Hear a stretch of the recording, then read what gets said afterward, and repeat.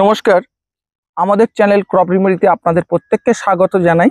ধানের বীজ ধান ফেলার আপনারা হয়তো অনেকে ফেলতে তোড়জোড় শুরু করে দিয়েছেন, কেউ কেউ অলরেডি ফেলে দিয়েছেন। কাকড়ি ধান যারা ফেলেন তোলা করেন তারা অলরেডি করে দিয়েছেন। যারা পেকে বা কাদানো তোলা ফেলবেন সেক্ষেত্রে হয়তো একটু সময় আছে, আপনারা করবেন। এই যে আমন ধানের বীজটা ফেলবেন তার আগে আপনারা কি যে বীজটা বাড়িতে অনেকের বাড়ির বীজ ব্যবহার করেন, অনেকে বাজার থেকে কিনে ব্যবহার করেন, কিন্তু যেটা করতে হবে কতটা পরিমাণ বীজ লাগবে এক বিঘের জন্য বা কতটা চাষ করছেন তার জন্য কতটা বীজ পরিমাণ, সেই বীজের হার কি আপনারা সঠিক জানেন? এই পুষ্ট ধান বাছাই করবেন কিভাবে, কিংবা আপনারা বীজ ধানটা শোধন করবেন কি করে, সেই সম্পর্কে বিজ্ঞানসম্মত আজকের আমরা আপনাদের সামনে তুলে ধরবো। প্রথমেই বললি যে বীজ শোধনটা আপনি কেন করবেন। বারবার যে আমরা বলুন আর কৃষি বিজ্ঞানীরা বলুন বা কৃষি বিশেষজ্ঞরা বারবার জোর দিচ্ছে যে বীজ শোধনটা আপনারা কেন করবেন। দেখুন, আমন ধানের ক্ষেত্রে খোলা পচা, গোড়া পচা, শিকড় পচা, খোলা ধসা এই রোগগুলো প্রচুর হয়, যেহেতু জল সবসময় জমে থাকে। আপনি যদি বীজটা শোধন করেন তাহলে কিন্তু এই রোগগুলো আপনার ক্ষেতে আসবে না। এছাড়া ধানের ঝলসা রোগ, বাদামি দাগ রোগ, ফলস মাঠ কিংবা আরো নানা ধানের যে সমস্ত রোগ আছে বীজবাহিত বলুন, সেই সমস্ত রোগগুলো কিন্তু আপনার ক্ষেতে আসবে না। তাই বীজ শোধনটা অত্যন্ত দরকার। বীজ শোধন করলে আপনার কৃষি বীজ কেনার খরচটা অনেক কমে যাবে এবং প্রোডাকশনটা ব্যাহত হবে না, গাছ সুস্থ সবল থাকবে, প্রোডাকশনটা খুব ভালো হবে। যেহেতু আমাদের আমন সিজনে বড় অপেক্ষা অল্প প্রোডাকশন হয়, কিন্তু সেক্ষেত্রে যদি আপনি বিজ্ঞানসম্মত পন্থাগুলো মেনে চলেন তাহলে যেটা প্রোডাকশন হবে সেটাই একদম যথাযথ থাকবে। তার থেকে আপনার কোনো এই রোগশত্রু কীটশত্রুর আক্রমণের জন্য ক্ষয়ক্ষতি সেভাবে হবে না। তাই আমাদের বীজ শোধনটা অবশ্যই করতে হবে। আমরা বলছিলাম যে বীজের হার কতটা। দেখুন, এক্ষেত্রে অনেকের অনেক ধারণা আছে, কিন্তু আমাদের এই পশ্চিমবঙ্গ সরকারের কৃষি বিভাগ থেকে তাদের যে বিজ্ঞানীরা যে রেকমেন্ডেশন বা সুপারিশ দিয়েছেন চাষি ভাইদের জন্য, সেক্ষেত্রে বলা থাকে যে বিঘাপতি বীজের হার এই আমন ধানের ক্ষেত্রে, সেক্ষেত্রে সরু ধান যদি কেউ বোনেন তাহলে সেক্ষেত্রে আপনার এক বিঘের জন্য 5 থেকে 6 কেজি বীজ ধান লাগবে। আর যারা মোটা ধান চাষ করবেন সেক্ষেত্রে আপনার বিঘা প্রতি 7 থেকে 8 কেজি বীজ ধানের প্রয়োজন। এবং মাথায় রাখতে হবে এই যে এক বিঘের জন্য বীজ তোলার আয়তন হবে 2 কাঠা। 2 কাঠা, এটা খুব ভালো করে মাথা রাখতে হবে। প্রতি কাঠাতে 4 কেজির বেশি কিন্তু আবার আপনারা বীজ ফেলবেন না। তাহলে কিন্তু যত পাতলা করে ফেলবেন তত ভালো হবে, তত আপনাদের চারাটা সুস্থ সবল হবে। আর চারা যদি সুস্থ সবল হয় তাহলে মূল ফিল্ডে যখন সেটা লাগাবেন তখন আপনাদের গাছটা, এতে গেলে বীজের হার।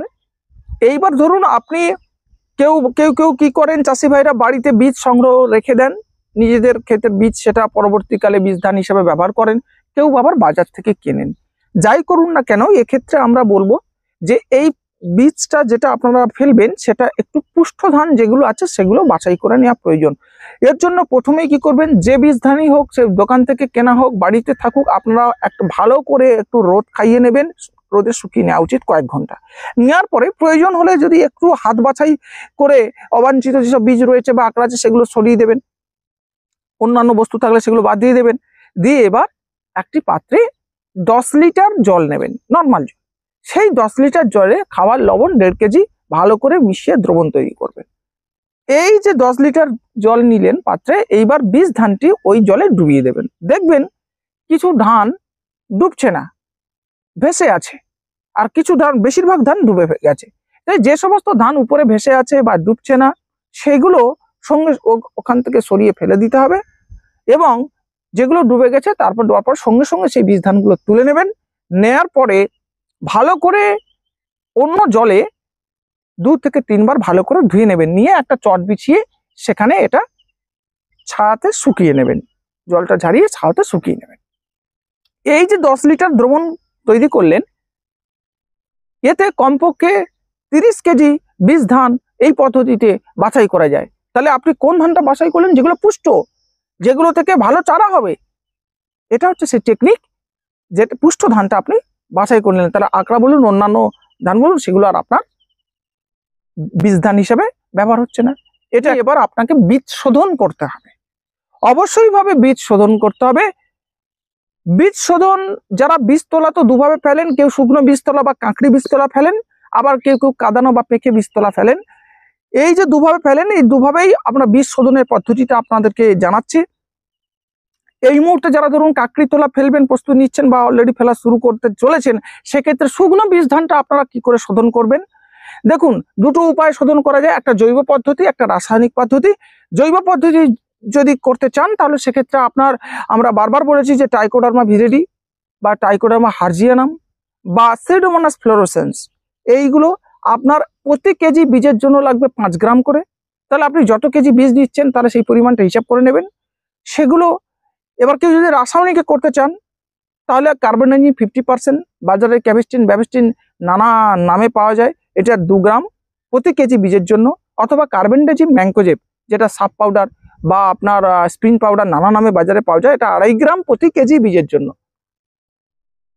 যে যেটা পদ্ধতিতে হাতের কাছে যেটা পাবেন সেইভাবে নেবেন, নিয়ে ধানের সঙ্গে ভালো করে মিশিয়ে একদিন অর্থাৎ 24 ঘন্টা কিন্তু রেখে দিতে হবে ভালো করে শুকনো জায়গায়, এই ধানের সাথে মিশিয়ে রেখে দেওয়ার পরে তারপরে আপনি বীজতলাটা ফেলবেন। যারা কাঁদানে বীজতলা বা পেকে বীজতলা ফেলবেন তারা কিভাবে বীজ শোধন করবেন? এক্ষেত্রে আপনারা তো বীজ ধানটা বিভিন্ন ধান বিভিন্ন সময় ধরে আপনারা ভেজান, যে যতক্ষণ ভেজাচ্ছেন তার শেষ 8 থেকে 10 ঘন্টা এই ওষুধ জলে ভেজাতে হবে। এখানের একটা হিসেব আছে যে প্রতি কেজি বীজ ভেজানোর জন্য 1.5 লিটার জলের প্রয়োজন। মাথা রাখবেন, প্রতি কেজি বীজ ভেজানোর জন্য 1.5 লিটার জলের প্রয়োজন। আর শেষ 8 থেকে 10 ঘন্টা আপনি জৈব ছত্রাকনাশক কিংবা রাসায়নিক ছত্রাকনাশক দিয়ে বীজটা শোধন করবেন। জৈব ছত্রাকনাশক ব্যবহার করলে ট্রাইকোডার্মা ভিরিডি এটা ব্যবহার করবেন প্রতি কেজি বীজের জন্য 5 গ্রাম হারে, অথবা সিউডোমোনাস ফ্লোরোসেন্স প্রতি কেজি বীজের জন্য 5 গ্রাম।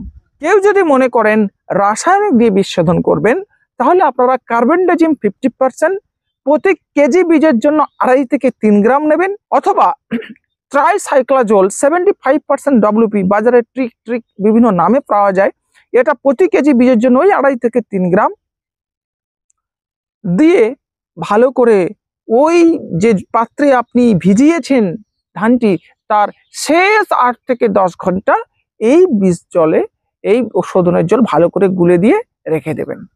এই বীজ শোধনের পরে বীজ ধানটি ছেঁকে নেওয়ার পরে বীজ ধান ভালো করে পরিষ্কার জলে একবার ধুয়ে নেবেন।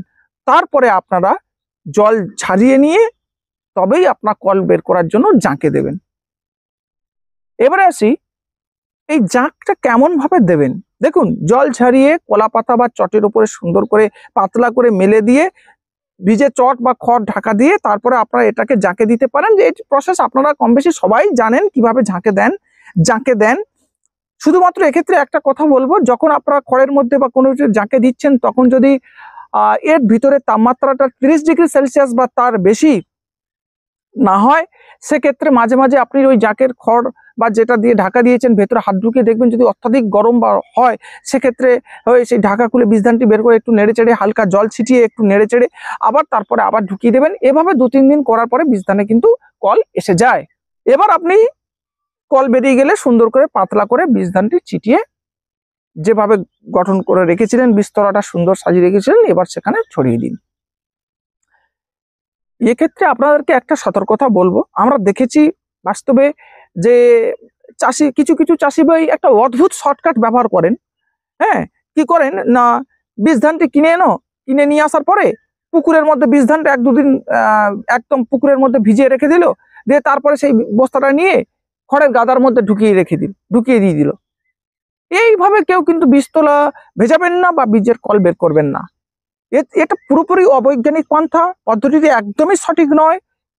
এর ফলে কি হয় যে আপনি যে এই পুকুরে ভিজিয়ে দিয়েছেন এর সময় অনেকে মাঝখানের যে পুষ্ট ধানগুলো আছে সেগুলো অক্সিজেনের অভাব ঘটে।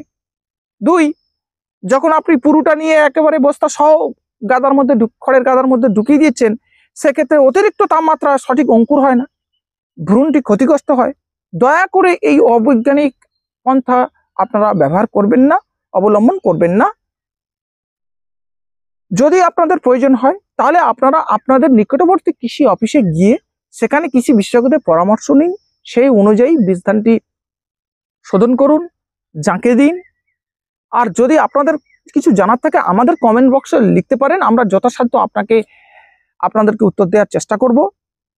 আর আমাদের এই পরামর্শ যদি আপনার কাজে লেগে থাকে, আপনার উপকারে লেগে থাকে, তাহলে আমাদের চ্যানেলটি সাবস্ক্রাইব করুন। আর আপনার পাশাপাশি যেসব কৃষক বন্ধু আছে, কৃষি ভাই আছে, অন্য দাতারা রয়েছেন, তাদের কাছে ছড়িয়ে দিন, যাতে তারা বিজ্ঞানসম্মতভাবে সঠিক পন্থায় বহু কষ্টের, বহু পরিশ্রমের, মেহনতের করে আপনারা ধান চাষ করেন, যাতে একটু সামান্য একটু টেকনিক তার মধ্যে অ্যাড করে, আপনারা সবাই জানেন এই সামান্য একটু টেকনিক যদি অ্যাড করেন তাহলে আপনাদের অনেক রোগ মুক্ত ঘটবে, বীজতলা তৈরি হবে, ভালো বীজতলা হবে, আপনাদের ছুটতে হবে না, হয়রান হতে হবে না, গাছটা ভালো হবে, প্রোডাকশনটা ভালো হবে, আপনারা খুশি থাকবেন, ভালো থাকবেন। ধন্যবাদ।